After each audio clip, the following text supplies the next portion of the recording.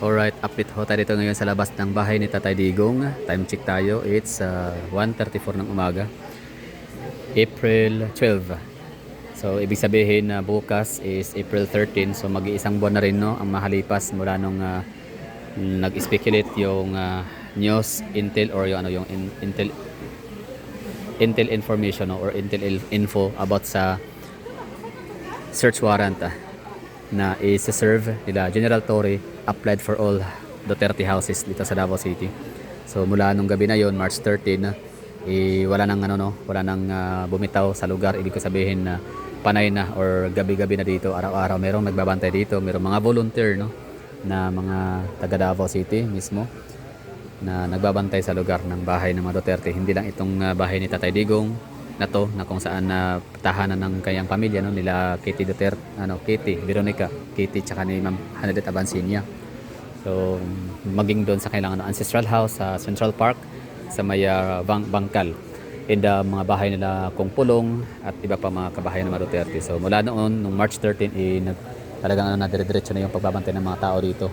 Hindi na tinatantanan or tinigilan na mag-gather dito lagi. Yan, to the point na nag-set up na ng lagayan ng mga lamisa para sa kape. Siyempre, mga volunteer, no, mga supporter ng mga Duterte, pag nagawi dito, pumupunta, bumibisita, maki-asyoso, maki-marites, o ano pa ba tawag dyan, no? Maniid, no? Ano ba ba, magmatsyag, ganun, magmanman sa lugar. Kasi siyempre, baka matsimpuha, ibig sabihin na by the time na pupunta dito sa General Torre, at least may mga tao dito na nakaantabay, so makapagbigay information agad-agad sa mga taga Davao City na pumunta dito sa area, sa location. So which is isa yan sa nakitaan siguro ng rason nila General Torre, or kung sino man ang kanyang mga amo, no? Siyempre, sino ang amo ni General Torre? Siyempre, Marcos Araneta Romualdez. Ilang man si Duterte, no? Iba lang nasa kapangyarihan. So amo niya, siyempre, pinakahid. Sila Marbil, Remulla, sila DILG Secretary Binhor Abalos. So sila yung mga dito, siyempre yung kasi si puppet lang yan si General Torre, attack dog lang yan kumbaga. So ito yung rason kaya siguro sinabi nilang fake news talaga, no. So walang magaganap, walang mangyayaring search warrant sa lahat ng mga kabahayan ng mga Duterte. Kasi nga kita nila na mga tao dito consistently na nagvi-vigil, naglalamay, no, vigil, lamay. Does it mean na lamay is may patay, no? Kumbaga, puyatan dito. Kasi siyempre, aatake yan sila. Gagayahin nila yung sa may QOJC na pattern na gabi, no? Kapag kaaraw, hindi sila magpupuntahan dito. Kasi siyempre, mga tao tulog, no? Yung sa QOJC, successful sila. Kasi nga, yun kumbaga parang first time ever yata na mangyari sa Davao City na mayroong ganong siege or tawag nito, pang ransak, no? Or pang haras sa isang compound. So ngayon, gagawin nila ulit ang pattern dito sa mga Duterte houses, which is hindi na sila magtatagumpay, or pwede naman sila magtatagumpay kahit paano, kasi nga kapangyarihan nila, sila yung may hawak sa batas, sila yung may power na gawin yung mga bagay na hindi naman talaga dapat, hindi siya possible. Pero siyempre, para silang ang gobyerno ni PBBM ngayon ay parang sa globe, making it possible, tama ba? Or parang BDO, we find ways. Di ba, kahit illegal, no? Kahit hindi tama, no? Kahit labag sa batas. Pero dahil nga sa kagustuhan nila na ma-eradicate, ma-remove, matanggal sa national political arena itong mga Duterte, gagawin nila lahat-lahat, no? Di bali na kung ano yung mga consequences. Basta ganyan sila ka-confident, ganyan sila ka lakas ng loob, no? Itong administrasyon natin ngayon na i-demolish or demolition job sa mga Duterte. Anyway, so balikan ho natin yung update dito. So na ngayon, no, ika 29 or 28 day mula nung nagkaroon tayo ng dito, series of vigil dahil doon sa March 13 na nagsimulang magpunta ang mga tao dito, kasi nga ilulusobin doon la General Torre, magsiserve sila ng search warrant. So ano bang purpose ng search warrant na yun? Ulitin ho natin, wala nakakaalam. Kasi ako, as far as I know, ang search warrant ay ginagawa lang ho yan sa mga bahay or sa mga bodega, di ba? Like for example, may mga illegal na gawain, di ba? So anong i-search mo dito? Sa bahay, bahay yan, tahanan yan, ha? Hindi yan bodega. Tahanan, home sweet home. Tirahan ni Tatay Digong, kanyang misis, komando na si Ma'am Hanedet Abansinia, and ang kanyang anak na si Kitty Duterte. Tsaka yung yung bunso, no? Apo daw yata yan ni Tatay Digong, pero siyempre tinuri nila yung anak yun. 'Di ba? So, yun po yung ano, yun po yung kanilang gagawing search warrant ay hindi natin alam kung para saan. So, siyempre may mga hearsay, may mga speculations ng mga tao na hindi naman mga bobo mga Pilipino, may mga otak naman yan. Hindi man sila pinanganak kahapon lang na maaring hindi alam, no? Or, di ba, siyempre, tatamnan daw ng ano, mga planting evidences, ganon, ebidensya. Like, maaring ikakasira, di ba? Kasi nakitaan kasi nila siguro itong sa ICC ni Tatay Digong na ang second appearance ay sa September pa. So, ibig sabihin, wala silang magawa for disqualification sa mayoral race or mayoral post. So, gusto lang manalo itong kailang papit na si Carlo Nograles. So, paano manalo? Siyempre, pag votes and pagbotohan lang talaga yung aasahan o yung pagbabasihan, malabong manalo si Attorney Carlo Nograles. Kasi nga, ilang percent lang ba, no? 97% Duterte, 2% Carlo Nograles, 1% Cubos.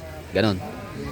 So, hindi manalo sila sa botohan. So, dalawa lang ang magiging paraan para manalo ang tropa ni PBBM, ang kanyang puppet, no? Kanyang alaga or kanyang pit, no? Puppet, no? Tagahimod tumbong, puwet, ganon. Is unang-una pwedeng dayain. Or siguro unahin yung disqualification case para kay Tatay Digong and kay Mayor Baste. Tsaka syempre kay Kung Kulong, no? So ano yan kumbaga parang package na, no? Isang taniman lang yan. Ngayon makuhaan dito ng sabihin natin nuclear weapon sa loob ng bahay ni Tatay Digong. O aba, confirm positive, no? Meron nga silang nuclear weapon of mass destruction, 'di ba? So yung parang kay Saddam Hussein o kay Bin Laden o sino ba 'yon, no? So confirmed. So next na puntahin ay ang bahay ni Kung Pulong. Baka meron ding doon, mga nuclear weapon of mass destruction. Ganun 'yun. So disqualified sila lahat. So ngayon, panalo si Carlo Nograles as mayor, panalo si Bernie Alag as vice mayor, panalo si Migs Nograles as representative sa first district ng Davao City. So ngayon itutur ko kayo dito sa sa area. So itong bahay ni Tatay Digong since sarado, walang tao. Siyempre kami mga tao dito. Yan, Tatay Digong. Tay, kumusta tay? Kumusta? Ha? Di. Pero kumusta mga kababayan? Maraming salamat. Sige na kay na-hopya lagi sila. Anyway, so bali ito yung mga tao dito ng mga naantabay, naka-vigil. Basta gabi-gabi salitan, iba-ibang barangay na pupuntahan dito. Mga vlogger station, volunteer lawyer. Tapos ito naman yung mga volunteer na mga nagbabantay ng mga barangay tanod, mga taga-barangay. So ano bang purpose ito mga bakit hanggang ngayon andito pa rin mga tao? Yan ang purpose ng is just in case na lulusob sila dito, aatake. At least man lang ay merong mga tao dito nakaantabay, no? Mga vlogger, live streamer. At least man lang ay makapagbalita. So yun, tawagan lahat ng makakilala, kamag-anakan, kapitbahay na andito na sila General Torre, lusob na. Puntahan na ang lugar. Magdala ng cellphone charger, dapat fully charged. Tapos videohan ang mga pulis na pupunta dito papasok. So ngayon, nag-issue nga sila ng statement na fake news lang daw, walang katotohanan talaga yung bali-balitang magkakaroon ng search warrant dito sa lugar. And yun, fake news lang, no? So, ibig sabihin nun, para siguro patahanin tayo, no? Para mga taga Davao ay kumalma, para mga taga Davao ay hatahan, titigil na sa kakabantay dito sa lugar. So, mayroon na silang pagkakataon, di ba? Mas mataas na yung chance na pwede silang atake. Pwede silang aabante dito at looban ang bahay nila Tatay Digong. At magtanim ng kung mga mga ebidensya na ikapapahamak ng mga Duterte, which is ground for disqualification, di ba? So yun yung pinaka-target ho nila. Kailangan matalo, kailangan na ma-disqualify si Tatay Digong, Mayor Baste and Kung Pulong para yung mga posisyon nila ay napunta sa kay Carlo, kay Bernie Alag and kay Nograles. Yun po yung pinaka-purpose nila, disqualification case. Ngayon, ang last resort nila, kung hindi man sila magtatagumpay sa disqualification case, ay maaring sa election, dayaan, no? Hindi na natin kailangan explain kung paano dayain. Possible yan. Nadaya nga nila yung budget, pera ng bayan, di ba? Nadaya nila yung yung ating kapirahan. So yung election pa kaya, yung boto pa kaya.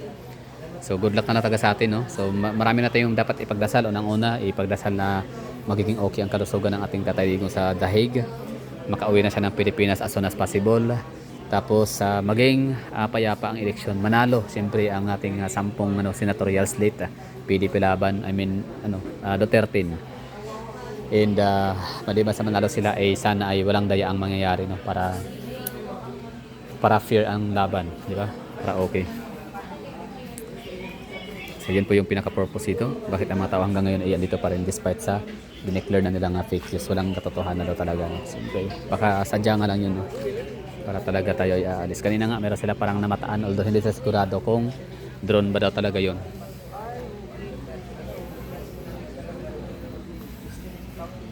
Yung mga vlogger station area. So dahil siguro maraming thank you. So yun po yung pinakahuling update natin dito.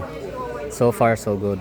Very good, no, kasi consistently ang mga taga andito pa rin, nakaantabay, no, hindi huminto, hindi tumigil, salitan. So hanggang kailan, hanggang sa yun na nga, manalo, matapos ang eleksyon, manalo ang ating 10 senatorial slates, Tatay Digong, Mayor Baste, and Kong Pulong.